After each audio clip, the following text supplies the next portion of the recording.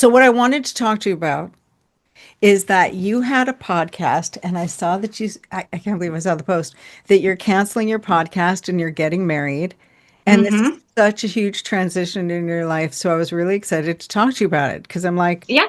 okay, you had a podcast called Wine, Dine, and 69. Mm-hmm. That is hardly subtle. And now you're I making know. and I love it. I mean, I love it. Now you're making the transition to getting married. So I wanted to hear how that is for you. Is this how your openness is going to evolve into marriage?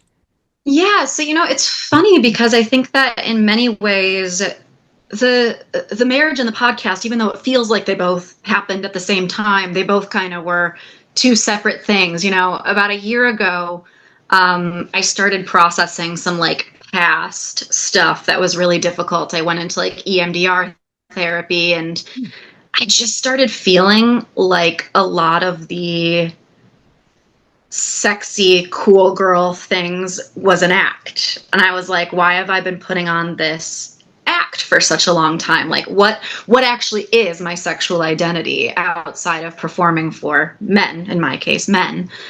What is that? And I realized that the podcast and feeling like I was performing for an audience in some way was keeping me from discovering what that was. At around the same time, my mother, she's been ill, but she became more ill. And I needed my focus to go towards family, the family that I'm creating with my fiance and the Mm. family that I come from. So it just kind of became a thing where the energy wasn't there. My heart wasn't in it the same way. And the energy that I had been putting towards the podcast, I decided to put towards the things that were, in my heart at the time. Oh, that's so beautiful. That is the exact most beautiful place you can be. I'm truly touched. Yeah. I get that on a deep level. I really do. So your focus has moved from I am like playing with sexuality to literally going, Yep. the Yep. root, the foundation, the connection, the meaning of it is the family. Family. Yeah, Yep. that is That's what sex is for biologically at the end of the day, right? absolutely. That's what I actually say. We think about it like, but yeah, the biology of it. Oh, that's beautiful. Okay. Hmm. I love that. Taking what you know from the sex pot act. Mhm. Hmm. Can I ask you a quick question? This is my curiosity. Were you on Sure. were you on birth control pills? Do you mind answering? I was and I am. Yeah, all around. Okay. Because I've actually wondered it because I had that image thing, that period of sex pot thing, and I've actually wondered if it was like part of it came from taking birth control pills. That Hmm. That's a hmm good thought. I'm not sure about that. Yeah, I've been on the pill pretty much since I was like 20 years old. So I've never like been off it, but I don't know. I think it was a combination of things. It was finding a partner that actually cared about my pleasure that I didn't feel like I needed to perform for. Oh, It was being with somebody who felt safe enough for me to actually go and explore these past traumas that I had and to like communicate with him about it. I think a lot of it was just like being in a safe enough space to face some uncomfortable truths in my life. that's beautiful. It's Yeah. hard, but it is beautiful at the end of the day. Yes. Yeah, that is. So, how do you think marriage affects your sex life, or do you think about that? Or there are myths out there that you get less sex, or that it gets boring, or that it gets monotonous, or that, do you have any, what do you think I about think those there myths? I think that there are definitely myths, and I think there is some truth to that. I mean, like, Esther Perel says that the truth of what keeps intimacy alive is mystery. And when you are sharing a home with somebody, doing the dishes together, cleaning their dirty laundry, some of that mystery is lost. So I think that a lot of the things that you have to do in a marriage to maintain that spark is to try those new things so that you can keep that mystery consistent. And also just like accepting that there are going to be ebbs and flows of sex. You know, there are going to be some times where you're just gonna be like, I want to do it all the time. And there are going to be times where, you know, life takes a front seat, having kids. I mean, there are studies that show that for I think 2 or 3 years after kids, like the sex life really, really suffers. And there are some times that you just have to push through that and have faith that your partner wants it to get better too. Beautiful. So regarding Esther Perel, who I loved and studied with, and she talks about the mystery, keeping the mystery alive. And you talk Yep. about, you know, living together. There's this constant, and that can be really nice, but the mystery has to happen in intimate moments. That has to be the mystery. And Yes, then because it's like I want stability, but like you don't always want to fuck stability. You know what I yeah, you mean? want to know that the mystery can be in there. And it's like, Exactly. yeah, you want it to be able to unfold in different ways. So that's like, you know what I Exactly. like, but I know that you like having pizza for dinner. So we're going to have pizza. But when we go to the pizza restaurant, our favorite pizza restaurant that we keep going to over and over and over. You Yep. get to try something a little bit new. You get to have that little alteration. Then they recognize you and they go, "Oh, we can tell you had a bad day. Here's your regular favorite." Oh, the cheese. So you have your Hmm. comfort food, you have your spicy food, and you want to be able to get to know each other. I want to speak to the kids thing. Are you looking to have kids? We don't know. It's kind of one of those we're both in our mid 30s, so it's one of those if it happens, then maybe it happens. If it does, like what I love about my partner, about my fiance is that we both discussed early on that our relationship with each other is first and foremost. And so if kids blossom out of that, then that is lovely. But we also both know that we can live a very beautiful life together without children. My fiance is from Spain. And so yes, and so there are lots of opportunities for us to travel. And you know, we lived in Spain for 2 months ago this summer, so we know that we can have an enriching and fulfilling life even if kids are not in the picture. And I also, you know, I know that he will be an excellent parent. I mean, really, for me, like it feels like a waste not to make him a father because I know what a good one he'll be. But we'll see. And that really is, it's so incredibly bonding. I share with you Mm-hmm. that my husband is much older than me, and he had Mm-hmm. already had a 28-year-old. I think was he 20? Yeah, he was 28 years old when my husband and I got pregnant. And that was literally what he said was he knew I wanted a baby and that it would be a shame if I didn't have one. So to me, it was the greatest gift somebody could ever give me. Exactly. Mhm. Exactly. And it's So we'll kept see. us, yeah, it's very bonding. And I just want to speak for a minute to what happens when there are kids. Can I? Do you mind? Yes, please. Okay, so what happens when babies happen and why it affects your sex life and how to keep it alive? I just wanted to speak to it really quickly.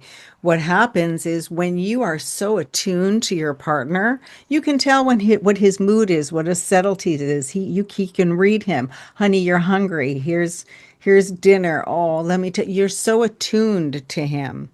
And then when you have a baby, all of your attunement goes to the baby. Yep. All of it, your sensory, your skin, your touch, the smell, everything. And he can feel that. And also, there's a hormonal for him. So, when you have a baby, both your hormones go down, you do this nesting period, then his Mm-hmm. testosterone shoots up. That's a whole different story. But in the way that I roll, so I want you to make sure that your fiance hears this. Love that word. Is that in my world, the men are responsible for keeping the intimacy alive. Okay. Yeah, say Huh? more about that. Yeah, women in life, as you were talking about how life gets in the way and you want to try new things together, you're going to be busy cleaning the kitchen. He's going to be going, Mm-hmm. let's go for pizza. And you're going to be Right. like, I've got babies, I've got lists to do, I've got things to do work, we've got to, and so you're not in the same pizza mode at the same time. But Right. if, but if he is the one, even while you're over here, going, tonight's our pizza night, and you're going, I don't have energy for pizza. And he's going, we're going to make sure it's all refilling for you, and it's only going to take 5 minutes. You're like that I can do. Yeah. And that not only that, but it's a refill. It's not something you're giving to him before we get into a marriage. Oh, this is what I want you here. That's what I wanted to talk to you. Before we get into marriage, while we're single, while we're in that acting phase and performing for men, Hmm. we think of sex as something we give and something he gets. I think that's very true. I think that a lot of young women are conditioned that way, myself included. Right. And it's social and it's actually normal because it's part of the biology because they enter us. Hmm. Oh, yeah, absolutely. So Yeah. it's much more vulnerable.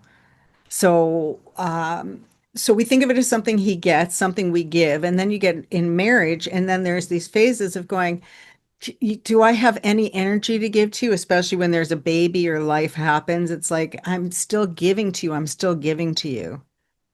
So, Yeah. and so we still think of it that way instead of, I want you to have this gentle shift because it's so powerful. Instead of, we've gotten married. This is Hmm. something not just give and get, it's something we give and something we receive. So, All what, at the same time. yes, yes, at the same time, but also differently. So, here's what I want you to think about it. This is the biggest thing that you can make going from single to married that will change game. Okay. Okay. I'm listening. Huh? You both love pizza. You both Hmm. loved pizza. You've got your favorite pizza joint. He's your favorite pizza joint. You're his favorite pizza joint. You're going to go to this pizza joint for the rest of your lives. Yeah. Uh-huh. And you want that pizza to get better and better. And sometimes you're just going to want the frozen pizza at home, and that's okay. Hmm. But what I'd like you to think of is that each time we go to the pizza joint, we're going for pizza on Friday night, but this time I get to pick the pizza. It's all about Mm. me. I get that. I get the cheese, but I don't love the cheese. I don't care. I get the cheese. And I want you to have extra cheese because I love you so much. I want you to have all the cheese you want. I'm going to watch you enjoy your cheese pizza. Mhm. And then Yeah. uh-huh. And then the next time you go, he can get his pizza. All of it. All make it all about his pizza. You like the meat pizza? Let's get you double meat. You want Mhm. pineapple on your pizza? That way he can be like, well, I want jalapenos. Well, I don't want to do jalapenos, but I want jalapenos. Okay. Mhm. Jalapenos are dangerous. So we're going to schedule a championship game for that. I'll tell you what, in 2 weeks, we'll go out for jalapenos. And I'll give you that crazy jalapeno thing you want. And if you don't know how to do that, put the jalapenos in there. You call the chef. I'm your chef. Mhm. I teach you how to put it together. And if he doesn't know how to do that move, then you tell him it's a coach. I teach you how to do that move. So it's Yeah. like Yeah. the Yeah. recipes and the moves. So that's the thing that you're trying new things so that you can go, so that he can say, "Oh, she liked that cheese pizza I gave her last time. This time I'm really gonna give her extra cheese." So Mhm. then you can go, "Oh, look, I found a pepperoni toy." I mean, you can, so that's where the mystery comes in, is you getting to know your partner, him getting to know you so well that he needs to know what your comfort zone is. Mhm. So that when you're going through a hard time, because as you shared, there's illnesses in your family. Mhm. And I've had clients who've been like, well, they're dealing with grief. And I'm like, that's when you need to show up for them. And this is how you do it. This is how. Yeah, I mean, that happens a lot where people when faced with like mortality and illness, the sex go like people grieve through sex in so many ways. It's because the facing death makes you think about life, and it's very, animalistic in many ways. So Yeah. I can see that. Yeah, and sometimes it's hard to be with people's big emotions. Let me share Hmm. share a quick story about this because it's so related. One of my clients, and she was saying, "Well, it's supposed to be his night to receive. That's how we do. We do a give and receive instead of give and get. It's his night, supposed to be his night to receive, but I'm going to let him off the hook because he's grieving." And I'm like, Hmm. "No, this is when you need to show up for him emotionally." So I said, go to him. Go to him, put the scarf around his neck because he knows what that means. That means he's the one to receive. And we Hmm. expected him to just, feel the scarf, and she would huddle with him. Like, I'll walk you through it if you want. But and that he would just start crying. But Hmm. instead, he started pulling on the scarf and yanking it around and expressing it and grabbing her. And as she said, shared with me, because she had a hard time breaking out of her shell, she's like, we had the most incredible lovemaking session ever. I don't know Hmm. where he ended, where I began. We were just lost in it. And that was her first experience of that. Oh, yeah, that's incredible. The way you went, oh, Yeah, yeah. Oh, yeah. you I'm know like, that. I know the kind. Yeah, you know that experience where you totally weave Definitely. together. And that's exactly it. Like you have to be able to be in that emotional space. And sometimes I tell people like I talked to a husband the other day who said whenever his wife is freaking out, he ignores her. Mm, And I'm like, okay. okay, pardon me? I'm like, that's a choice. Yeah, and it's like because he's like she's acting like a baby. And I'm like, that's not fair. She's in, go into her. Okay, be with her. What would be your biggest fears about what you're going into? With marriage, Yeah. that's a great question. I think I do worry about it getting stale. I worry about my ability to receive. Um, I worry because so much of the time for me, I have like anxiety, ADHD, like all these things. My mental health is not always, tip top. And so it's so easy for me to say, well, I'm not in the mood. And it's like, well, sometimes even when you're not in the mood, you need to prioritize the relationship, prioritize the connection that you have with your partner. My fiance has been incredible through really, really intense periods of my life of like trauma healing. And so we have gone through phases where we haven't had sex in a few months. And he just knew like this is he knew that I needed to feel loved without the expectation of sex. So, he didn't stop cooking me dinner. He didn't stop giving me massages. He didn't stop doing any of the loving things because he needed me to know I'm not just doing those things for you because I expect to be paid back in sex.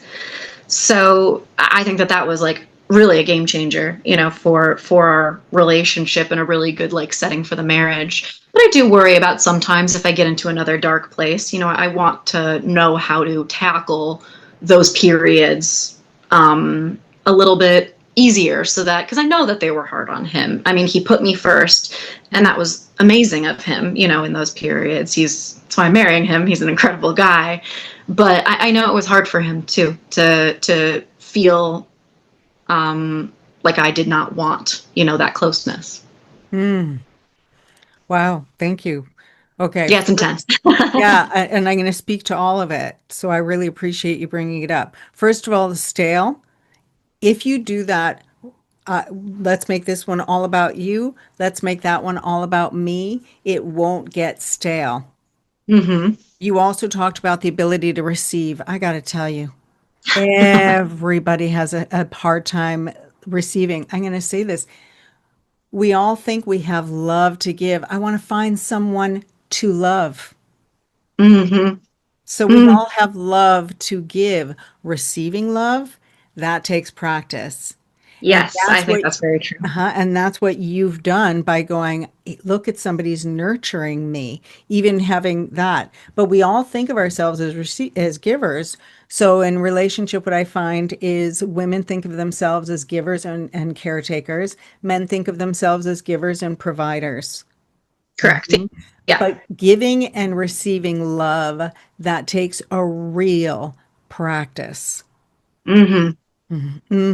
That's a huddle sound. We're going to get there. Again, place I that we go. remember that from our episode. And then you also talked about anxiety and even ADHD, which is brain hormone stuff, and also a response to anxiety. And through my research, this is remarkable. We actually have much more control over our brain hormones than we think. Hmm. So I think of it this way: the dial to our nervous system is on the palm of our hand. I just placed it there. It's not really there. But when this is us like going along, oh la la la la la la la la. Anxiety means there's been a trigger.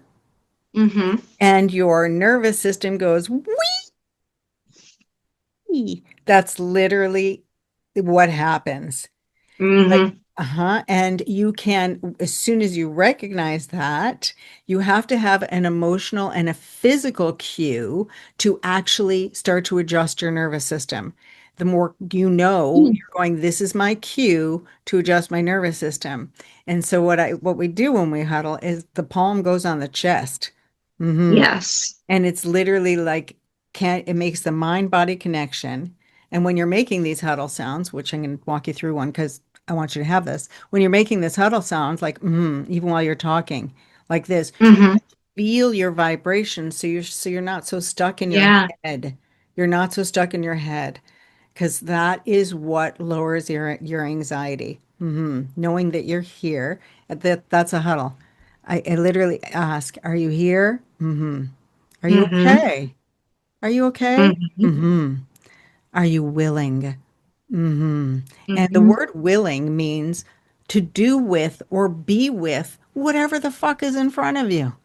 Right. Uh-huh. So it's in, my clients say they have it in their head. It's my voice just going, "Are you here?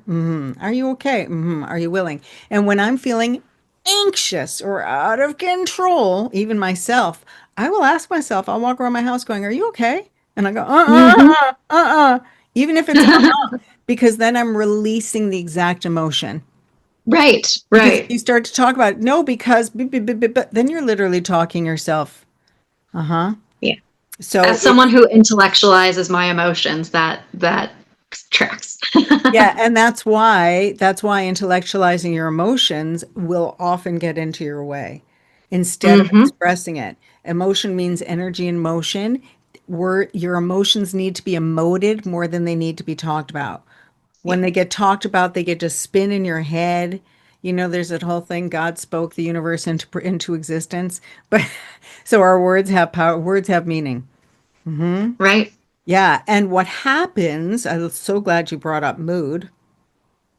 Oh yeah, no, yeah, I have PMDD too. Lots of D's, lots of disorders, PMDD, ADHD, OC, all of them. So the hormones, the moods, Yeah, and can be all over the place. sometimes those labels can change, and Mm-hmm. the problem is that sometimes the labels, once they change, you have a hard time getting the residual stickiness off. So I like to look at Yes. the whole thing. I can tell you by people that you've mentioned, maybe you know who Gabor Mate is. Yeah, that name sounds familiar. Okay, Mhm. yeah, he does a lot of connection and addiction and anxiety.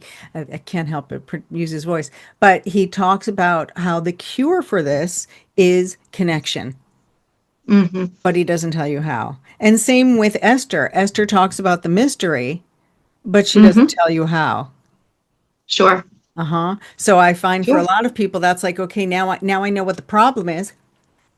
But I how do I fix it? Yeah, I did this I studied all of this. Now I got a graduation degree, but you never solved it, which is why Sure. couples are still sitting stuck. Mm-hmm. So it's normal. You're going to be in different moods at different times. You're going to go for pizza. One of you is going to be like, "I want the cheese pizza. I want to do this." Fine, you go your way. I'm not giving, you start to do that thing. I'm not giving in. I can't force you to eat the pizza I want. Right. So when you have, I really believe, like all of these things, how you to keep it so from keep going stale is to be able to go into connection. Even when you were talking about not having sex for months, that happens in relationships. It happens for all It kinds of does. reason. I mean, I know, Mm-hmm. hot, sexy couples who are actors and actresses, so they'll be away from each other for months filming movies while they're still with other hot actresses and put into all kinds of things. And so the most important thing to keep is that connection alive between you. Intimacy is the unspoken connection between you. And there will be times when you feel like turning away because your hormones are out of balance, what shit is coming up in life, grief, trauma, moods, kids, all those things. There'll be times when we're used to withdrawing. So we have to have a practice so that we can show up for each other without just talking about it, without having to have sex, without feeling like you have to give something, because when you're at those moments, you don't have anything to give. Right. And and as you said, it's really hard to receive when you're in those places. And I find that oftentimes somebody's trying to give you something that isn't what you want to receive. Come on, we're going to go to the zoo, and you're like, that's the last thing I want to do in this, you know. So, does that make sense? 100%. Yeah, Yeah, absolutely. so I really believe that every couple needs this huddle, because it's a practice that you do that actually transforms your relationship. And I would want him to lead it, and I'd want you to lead it every other week. That way you have a practice for giving and receiving. You start with that practice, and then it shows up in all different kinds parts of your life. Right. For example, so I would want him to literally look at you every day with his beautiful Spanish accent and say, "Are you here?" And you'd go, "Uh-huh." "Are you okay?" And you'd be like, "Mm-hmm. Are you willing?" Mm-hmm. Even if you just leave it at that and you go out part for your day, you feel the connection. And that is to me, that is the commitment that you should have for the rest of your lives, is that we're going to Yeah. huddle every freaking day. Hmm. The way that it shows up is then you get to do it to him. So he actually has a moment where he gets to practice receiving. You feel chosen, you feel wanted. It creates this bond. And then when you're going through shit, which is going to happen in life, and he comes to you and he goes, "Are you here? Mm-hmm. Are you okay?" Mhm. You still have a way to keep that emotional connection. You're still responding. You're still making that connection. Are you willing? Mm-mm. Okay. Hmm. You know, I have a partner. I have a client whose husband won't do it with her, but she Like still at all, does it with ever? him. Yeah. Hmm. Yeah. Uh-huh. He's that closed down. But she still does it with him because she can read what his mood is, where he is. Because sometimes I go, mm-hmm. Other times he'll just freeze. So Hmm. she can gauge where he is on his level of Uh-huh. rejection. Chill. Right. Right? Yeah, and that's the Yeah, thing. that's what happens when you've been married to somebody, you can read the little subtleties in something as small as that. But only if you really have a practice that helps you do it. And Hmm. especially, excuse me, but for men to read the subtleties of her responses. Well, what are you Right. thinking? Uh-huh. So I have, so exactly that. So one of my couples, the way it shows up is that, normally he would see her in a mood and he would just be like, retreat, retreat, retreat. He would just be like, oh, she's in a mood. I want to stay away from her today. But this time he looked at her, palm on his chest, and he says, are you here? And she's like, I know what he's doing. Mm-hmm. And he said, are you okay? And she just looked at him and started crying. She didn't expect that Yeah. response to happen. But because you have this practice, you have this ability to show up for each other in a totally different Right. level. Hmm. And That's I, interesting. I think I always assumed that the huddle had more to do with like instigating sex, but it sounds like it's really more about creating a practice of intimacy that sets the stage for better sex. absolutely. Yes. Interesting. Yep, yep, yep. And the reason you thought that is because I was on your podcast. We were talking about how to make sex great. And that's why I always Exactly. say, men, turn on her huddle sound so that you get to know her better. Like when you get married, we think of variety as the spice of life. Hmm. But but so we keep going, okay, I'm going to make this. I know he likes this chicken dish. The first time you make it, it's okay. By the 10th time you make it, it's even better. After 20 years, you have perfected that dish. You have worked on your recipe. But what I find is that some people are still going into the bedroom, still having that same, he's still asking, what do you want? Yeah. Yes. And in some ways that can be sexy, like if you ask in a sexy way, but if it's not in a sexy way and it's just yeah, yeah. What do you want? I don't know. I know that you love chicken. So I went into the refrigerator and I cooked us chicken. How come you don't Hmm. know after all these years where to even Yeah. begin to learn what I want? So these Yeah. huddle sounds then start to change things. So do taking turns because he's building skills like I call it a team captain, like in sports. He's getting to know your subtle like remember I was saying about that scarf that client who was grieving. Yes. So that scarf you can automatically tell if it's an or an he has something to gauge without you because we can't ever really ask for what we want.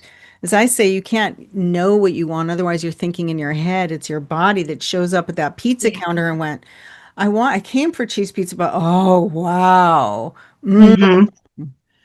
Mm-hmm. Yeah, Yeah, definitely. when we think about something we liked, something delicious, something that you loved, even something that you care about, like your own family. You don't say, "What do you love about that family member?" And you start to go, "Well, they're kind, they're nice." You go, "Oh, you Hmm. those that's how we share so much." And it's also for Yeah. yeah, like do you have a way have you repaired after you went for those sex without months? How did you come back together? How did you, if I may? I think depended on like the time. I think part of it was really just getting through the trauma therapy, like, and as I got closer to like closing down some of these memories in EMDR, I could feel the weight just like lifting off of me.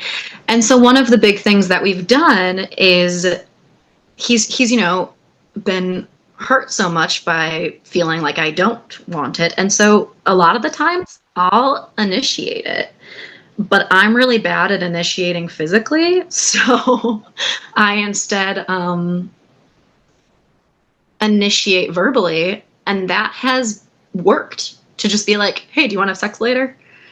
It just works. And it has gotten, I think, because it's so disarming. And I also get to see the look of happiness on his face. And it almost like for somebody who has ADHD, I'm committing to something. You know what I Mm, mean? And so it gives me something to hyper focus on instead of the 50 other things that are on my to-do list. I love that. So, yeah. And now you have all these other things on your to-do list. That to-do list doesn't get shorter in life. And as you talk Nope, it about does not. ADHD, and that it's like you have to initiate, and you initiate using the word sex.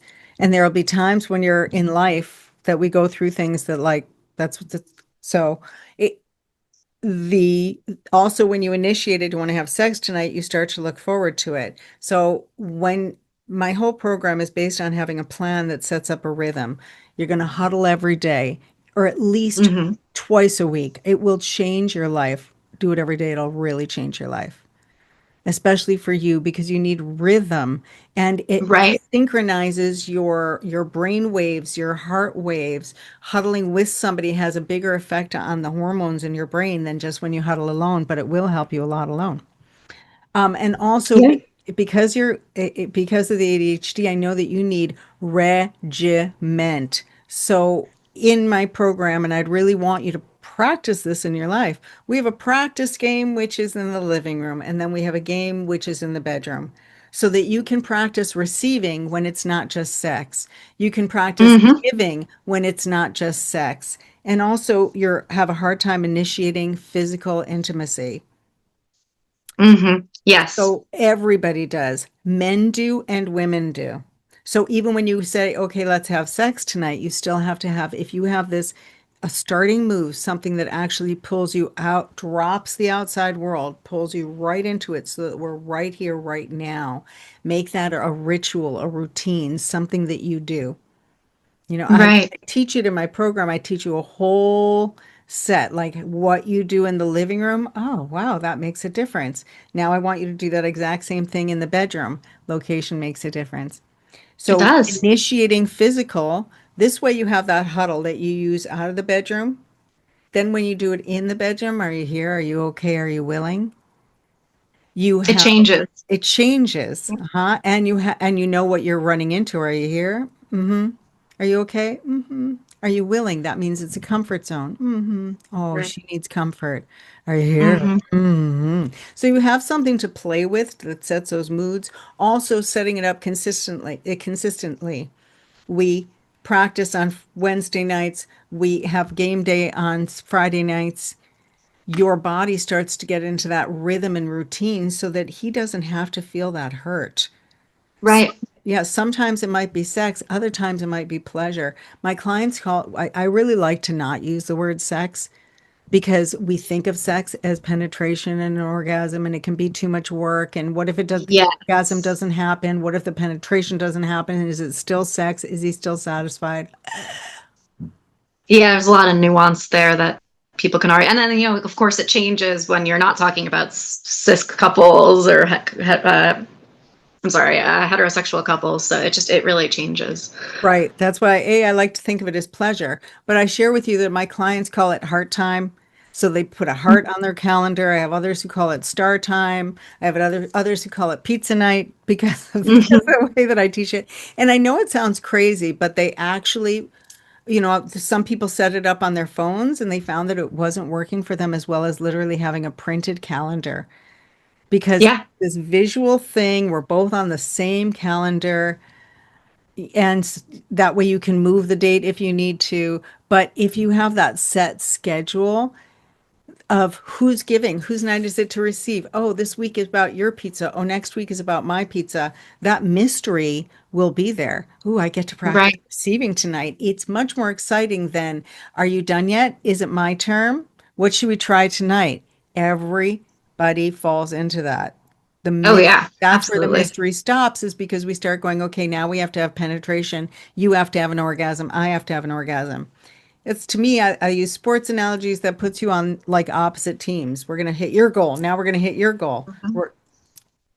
Are you done? So Exactly. make it him so that you can explore. And that way, when you don't want to, when you're like, I don't have the capacity to give, he Hmm. knows what to do so that you can receive. Right, And when you don't have the capacity to, you have something to give that he can receive that's still physical and sexual without you feeling like you have to perform. right, right. Mhm.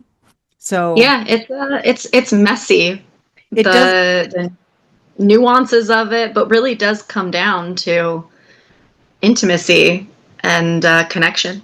right. And it doesn't have to be messy when you have a plan that really Right. that works for both of you, that's prepared for all the moods, that's prepared for if you're in pain, and even those fears, we're not going to be in the same mood at the same time. You're right, you're not. You're not going to be in the Mhm. same mood for dinner at the same time either. Yep. Uh-huh. And sometimes you'll eat Very dinner good. apart. Sometimes you go, I'm eating dinner with my friends, but can't play with other teams. The variety is the spice of life, but if only if you can cook at home. That's why I always say. Yep.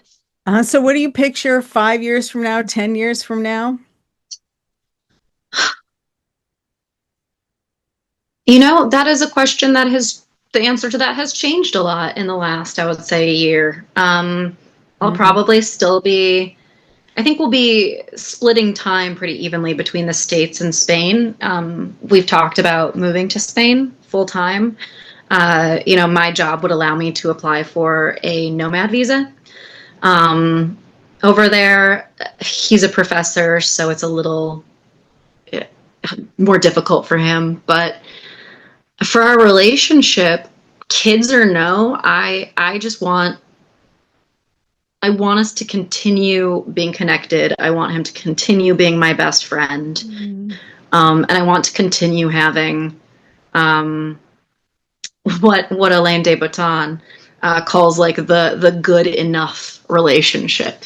Having and what my partner, my fiance, and I say is we want a consistently high average of happiness, that we don't want the ups and downs, like, where it's like a level 10 and then it's a level 2 and then it's a 8 and then it's a 1.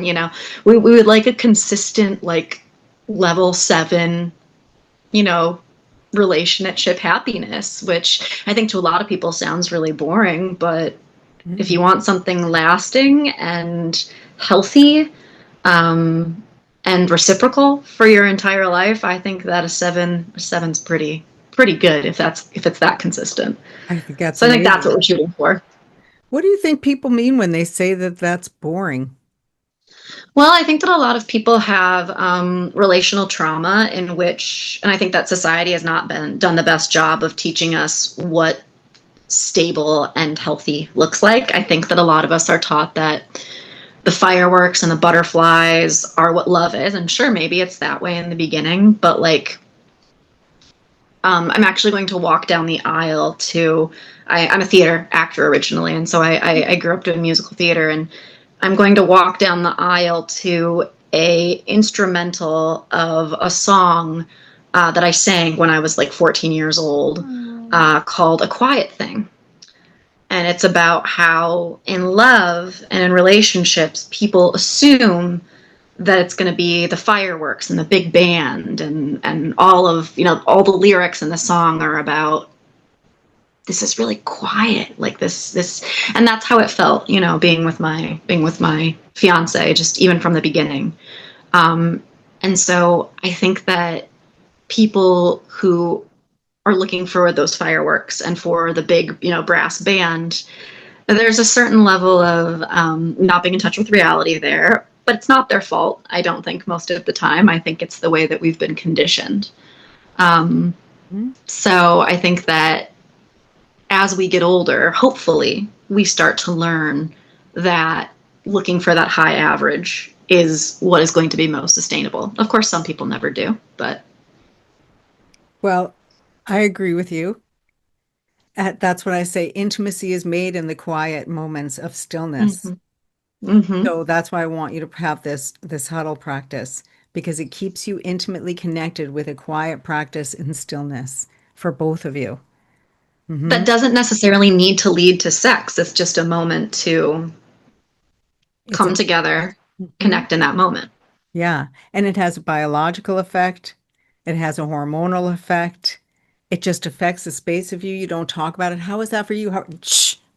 Mm-hmm. Agree with The you end. because I totally agree with you. If you're a team and you're going for that 7 point average, you're gonna you're going to get there if you have exactly that Mm-hmm. consistency. And Yep. consistency is another word for love. It is. It is. I think that I mean, it's funny, right? Because you're holding the consistency and the mystery.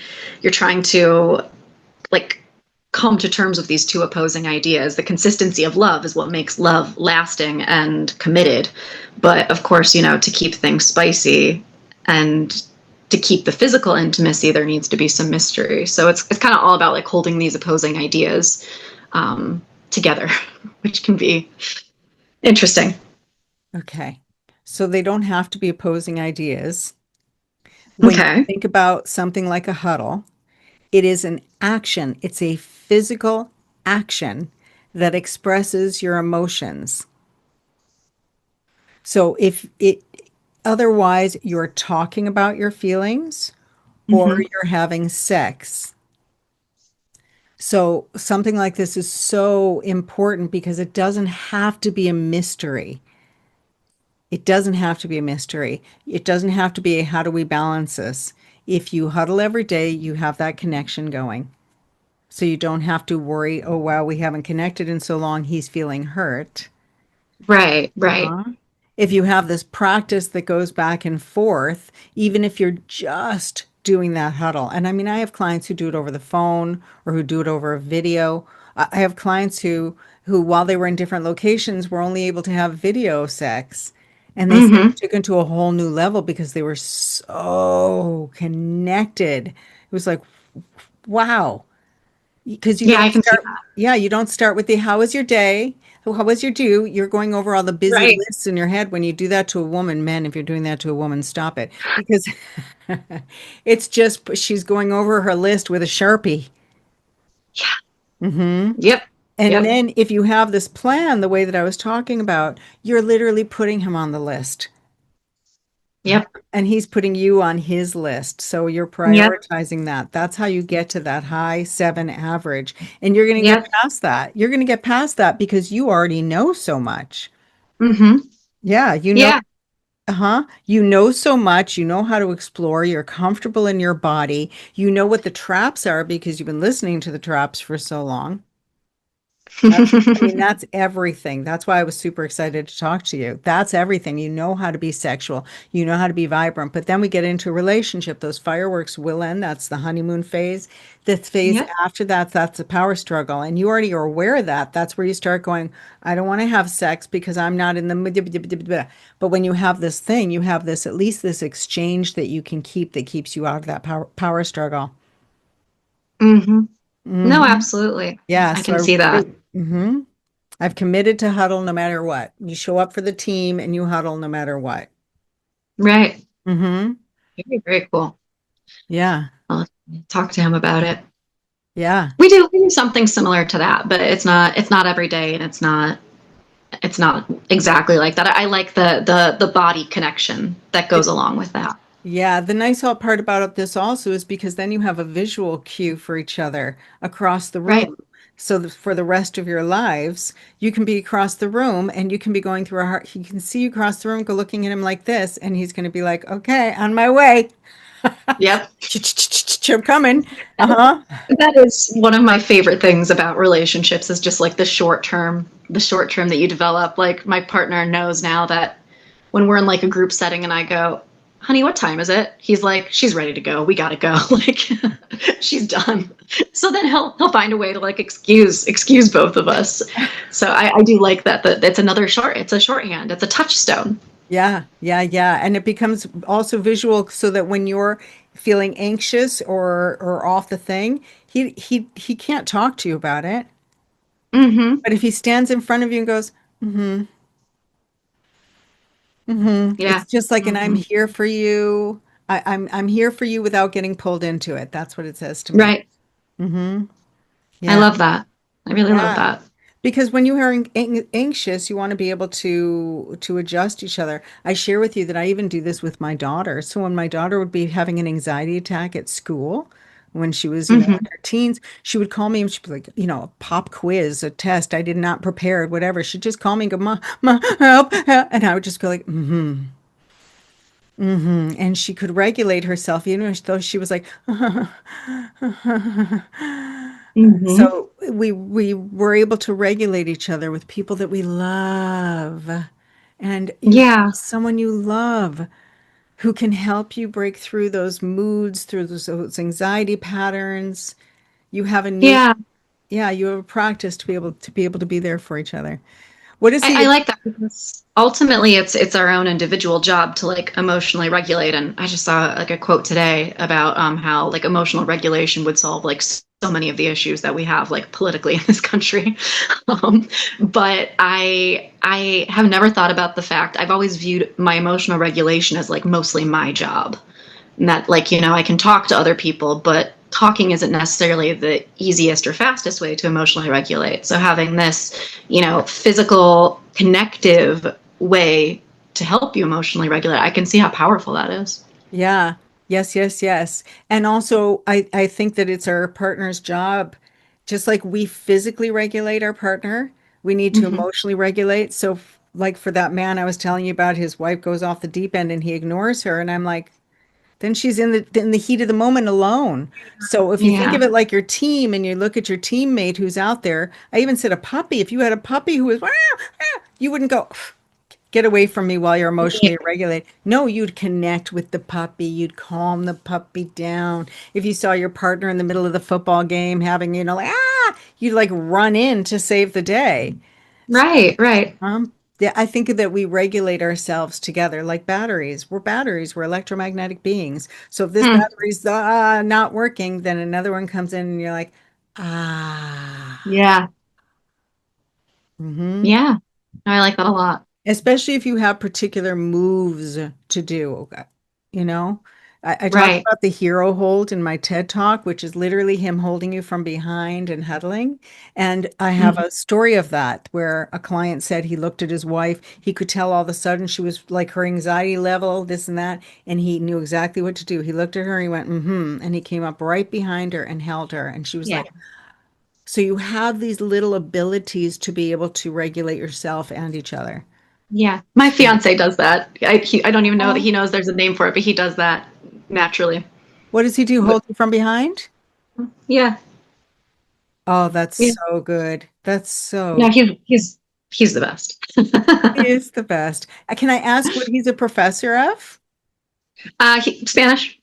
Oh, He oh, teaches Spanish. Yeah. oh. So and linguistics, Spanish and linguistics. So he's a smart cookie, but he is remarkably emotionally intelligent. And as soon as we went on our first date, he listened to like my entire backlog of podcasts within a week.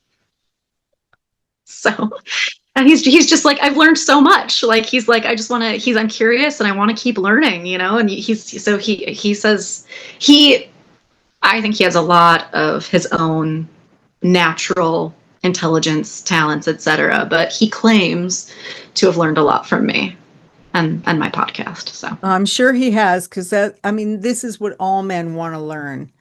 This is what all men I want to hope so. learn. Yeah, Yeah, yeah, yeah. He would probably love this. He would love this yeah, because yeah. He'll definitely have to listen to the episode. I know he will. So yeah, or get on a call. I'll tell him all about it. Have yeah, he'll yeah, do a deep dive, watch all my stuff. I know him. yeah. Right. Well, that's what he does. I love that. I love that. So, what's happening next for you? You're getting married in a couple of months? Yes. So we are doing what we are calling a an elevated elopement. Nice. Which is basically like a micro wedding the weekend before Thanksgiving. So we have friends who have like a farm we're in Philadelphia, in the Philadelphia suburbs. And we're just having our closest friends and our family members. So it's going to be like under 40 people. Just have ceremony, have dinner, and then we'll just be married. It'll be great. That's wonderful. That is beautiful. I love that. I Yeah. just love, We'll do love, I something love. bigger in Spain at some point, but it's not the priority right now. Yeah, I don't think you have to, there's nothing bigger to do. Yeah. That is what it is. And I think that's what marriage should be, surrounded by the people who you would lean on when your marriage needs you. I think Yeah. that's Yeah, beautiful. I think going to Spain is a lot to have to do with, being near his parents. So this one's kind of for my people and that one would be for Oh, his people. So I get it. yeah. Oh yeah. Oh, that's So beautiful. we'll see. But Huh? it's coming up fast and we're working through details. Even if you want to do something small, it requires a lot of planning. Who knows? So I have came to a realization that blew my mind. It was that marriage really is where we be our best, but also that when you get engaged, we spend the engagement planning our wedding, where it used to be that's why the family planned the wedding, because during the engagement you're supposed to be doing all of this growth stuff, but you've already done so much of that stuff.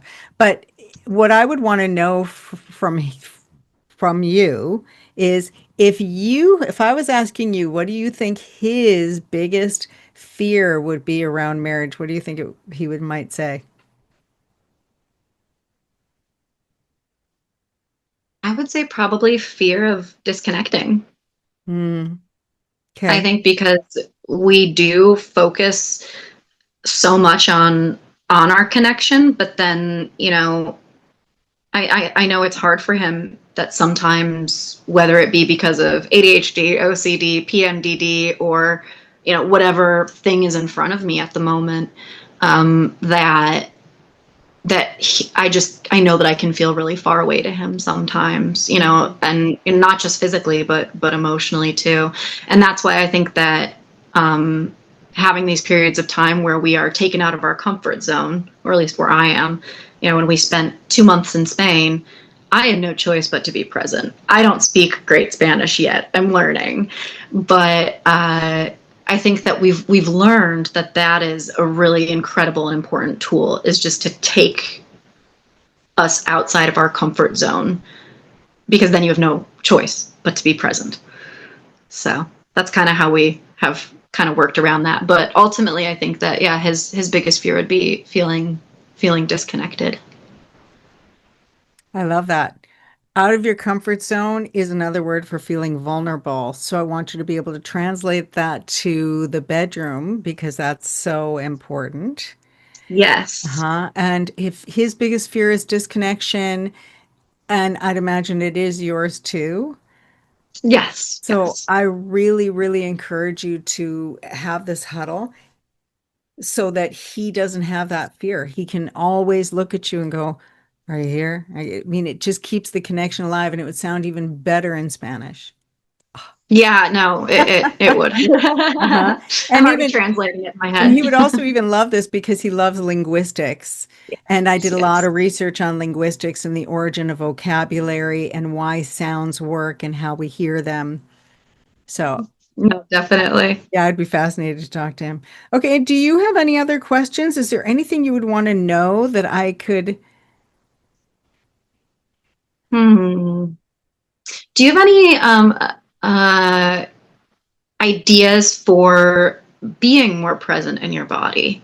I find that, like, for me, who is in my head 99.9% of the time, I'll say to my partner, like, sometimes I just forget that I have a vagina. And then when I think about it, I'm immediately like, ooh, I feel a little tingly. But I just forget that it exists so much of the time. It's like I feel like a Barbie doll.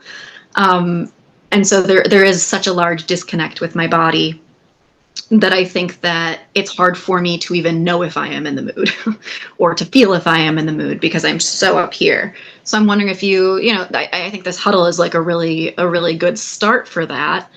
But is there anything that like aside from my partner, I myself can do to practice that vulnerability with myself and with my body? Yes. And I also am going to give you the practice for him to do. Okay. Okay. So we're going to take just a moment, if you will. I'm going to walk you through it, okay? Put a Okay, palm on sure. your chest. Put a palm on your chest, make the mind-body connection. Take a minute and feel the temperature of you. Are you feeling the temperature of your hand or your chest? Interesting, hey? And now just answer these three little questions, and then we're going to just keep making the sound. Are you here? Mm-hmm. Mm-hmm. Are you okay? Mm-hmm. Mm-hmm. Are you willing? Mm-hmm. Mm-hmm. Mm-hmm.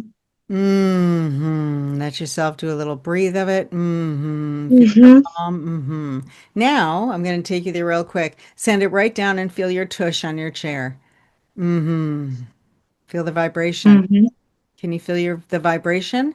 Mm-hmm. Mm-hmm. Mm-hmm. Now keep sending that energy right down and feel that vibration till you really feel your vibration on your seat, especially when you make a sound. Mm-hmm. Mm-hmm. Mm. Mm-hmm. For some women, it's easier when their mouth is open. Ah. Uh-huh. Oh, yeah, that you can definitely feel it more there. Okay. Uh-huh. Like it goes straight Uh-huh. down. That's right. Your mouth is designed a lot like a woman's privates. Uh-huh. Uh-huh. So when you're Uh, doing this, you're actually, I call it the lower light bulb. There's a little more to it, but you're actually lighting up your own lower light bulb. Uh-huh. And this uh-huh. is giving you access to turn on your sexual energy. Super easy. Does it take a little practice? Yes. Can you play with it? Mm-hmm. Yes. I invite you to do it in the car before you go into the grocery store the next time you go into the grocery store, because you will notice you're like your lower light bulb's lit. It's kind of like this. Alternately, I share that it's so different for men and women that I talk about, what a man is thinking while he's in the grocery. Well, we're in the grocery store picking apples. We're going, is that a good one? Is that a good one? And a man is leaning against the counter going, my dick is touching apples.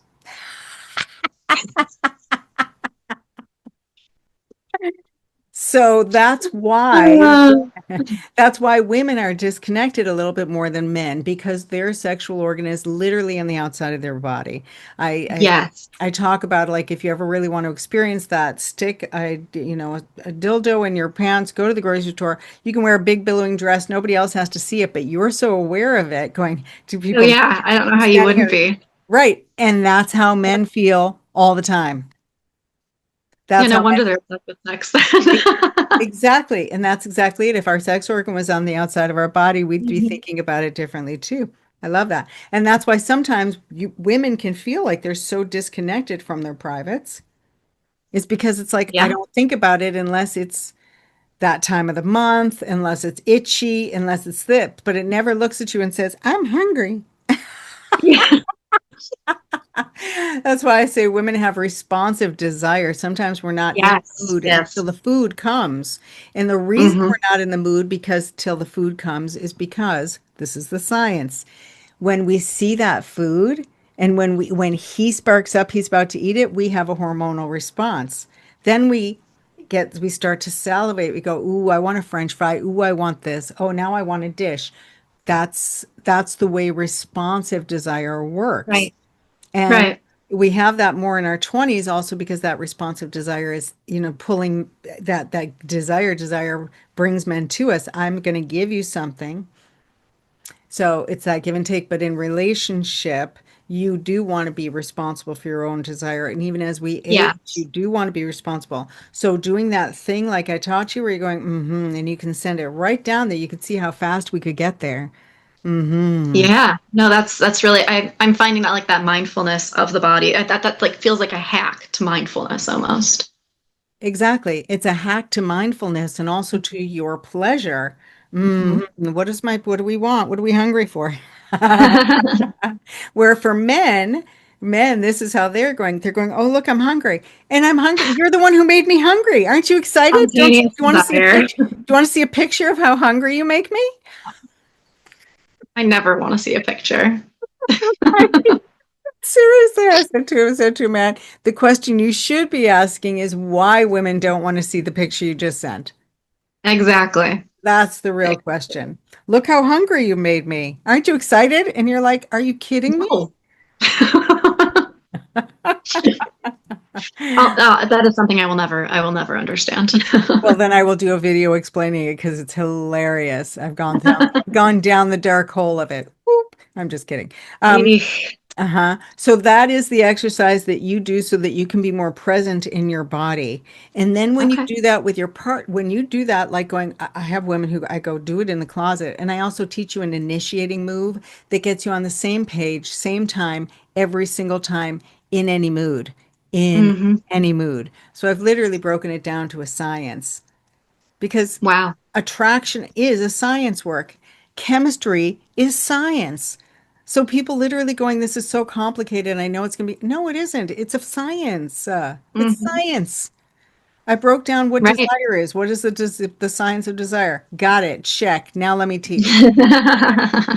Emotional World regulation. hunger next. Yeah.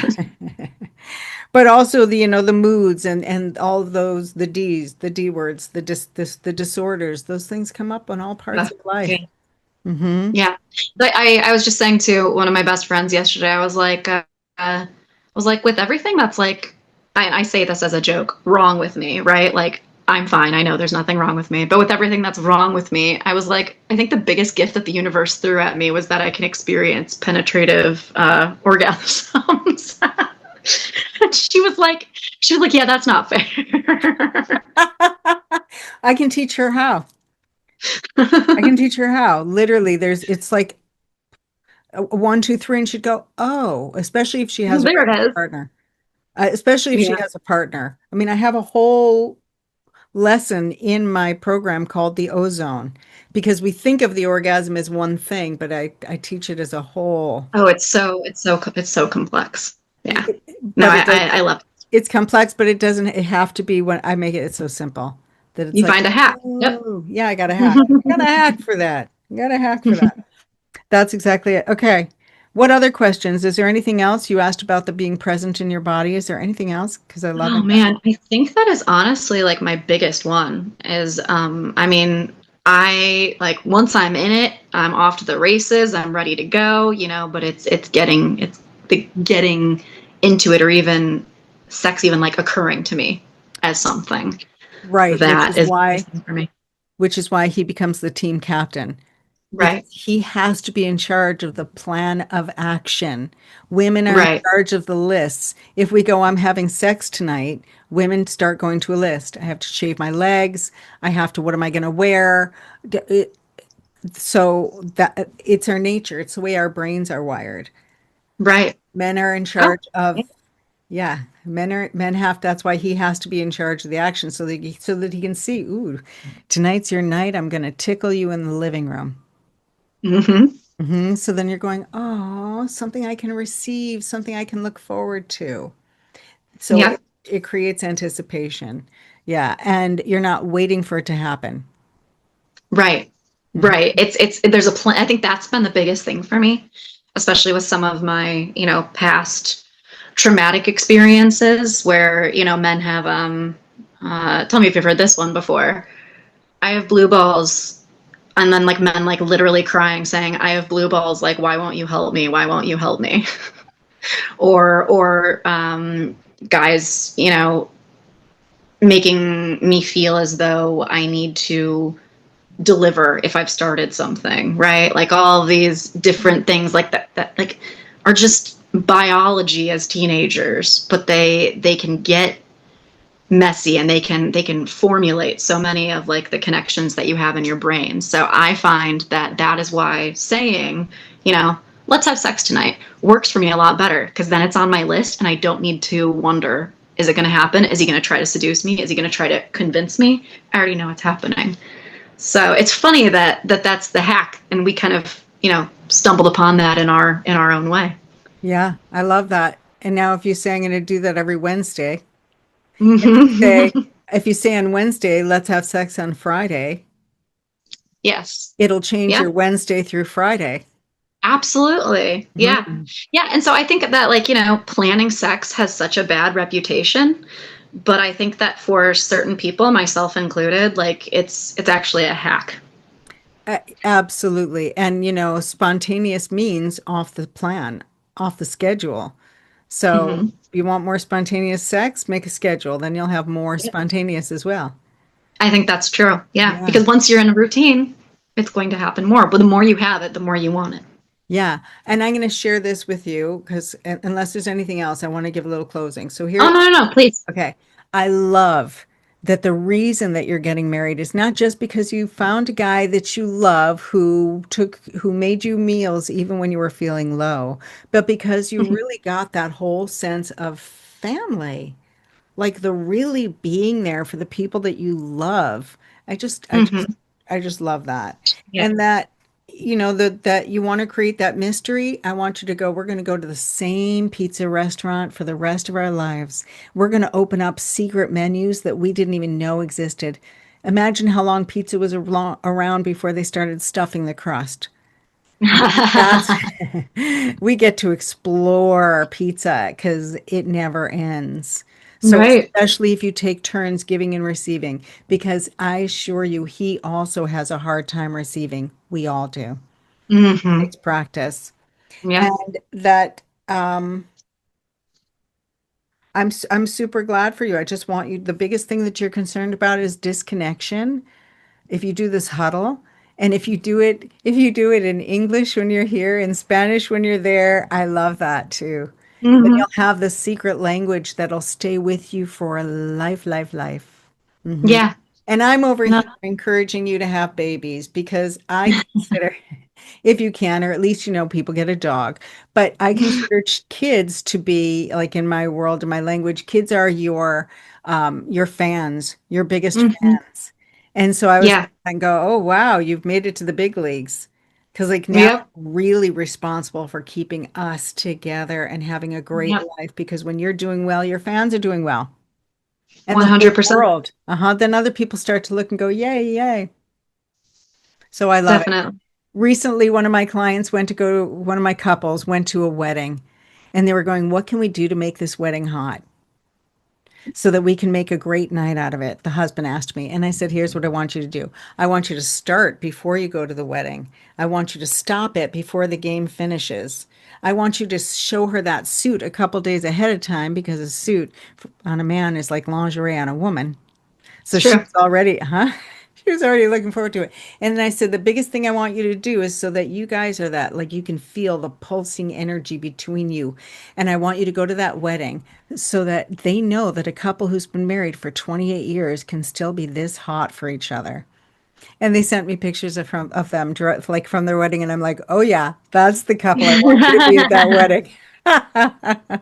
So, Rachel, I am wishing you and your fiance the most connected, most beautiful wedding, marriage, and life together. I'm super, super happy for you. I know that that's a huge transition, and you've got me in your corner. So Awesome. if you ever get stuck, he can reach out to me. You can reach out to me. Like I say, the quarterback doesn't have to go to the shortstop and say, "Can I call the coach?" But I'm here for you and I want you to be happy forever. And I'm super glad to connect with you. I'm really happy for you. And I hope Thank you so everybody much, in Amy. both of your families is healthy, wealthy, and wise. Thank you so much. Okay. Thank you so much.